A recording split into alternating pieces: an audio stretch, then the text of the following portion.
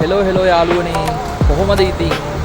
ඔයා චීනෙට එන්න බලාපොරොත්තුෙන් ඉන්න කෙනෙක් නම් ඔයා අනිවාර්යයෙන්ම මේ වීඩියෝ එක බලන්න ඕනේ. මොකද මම අද ඔයාලට පෙන්නනවා චීනයේදී කිසිම මුදල් නෝට්ටුවක් පාවිච්චි නොකර ගනුදෙනු වෙන්නේ කොහොමද කියන එක. එන්න යන්න මාත් එක්ක වීඩියෝ එකට සෙට් වෙන්න. ඔයාලා මෙහෙට ඇවිල්ලා කඩේකට ගිහිල්ලා වඩුවක් ගන්න සල්ලි දුන්නොත් එහෙම අනිවාර්යයෙන්ම කඩේ මුදලාලි පුදුම වෙනවා. ඒ වගේම ඔයා සල්ලි දීලා ඔයාට ඉතුරු සල්ලි ගන්න වෙන්නෙත් නැහැ. මොකද කඩේ මුදලාලි ගාව ඔයාට දෙන්න ඉතුරු සල්ලිත් නැහැ. ඒ තරමටම මෙහි මුදල් භාවිතයක් නැහැ. වයස අවුරුදු 80 ගණන් 90 ගණන් වෙන ආච්චිලා සීයලක ඉඳලා වයස අවුරුදු 10 12 වෙන පොඩි ළමයි පවා මුළු චීනේ හැම මිනිස්සයම මෙහෙදි ගෙවීම් කරන්නේ මොබයිල් ෆෝන් එක හරහා. WeChat හෝ Alipay කියන ඇප් දෙකෙන් එකක් අනිවාර්යෙන්ම අපේ ෆෝන් එකේ තියෙන්න ඕනේ. ඒ ඇප් දෙකෙන් තමයි අපි මෙහෙදි ගෙවීම් කරන්නේ. අපි මේ වගේ සුපර් මාකට් එකකට ආවොත් ලංකාවේ වගේම අපිට කැෂියර් එකට ගිහිල්ලා පේමන්ට් කරන්න පුළුවන්.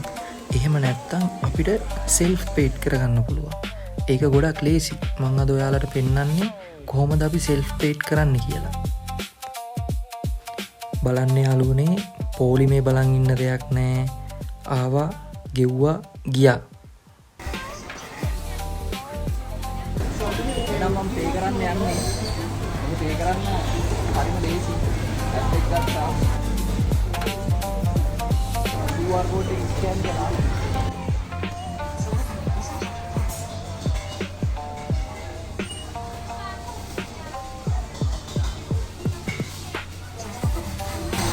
QR code එක ස්කෑන්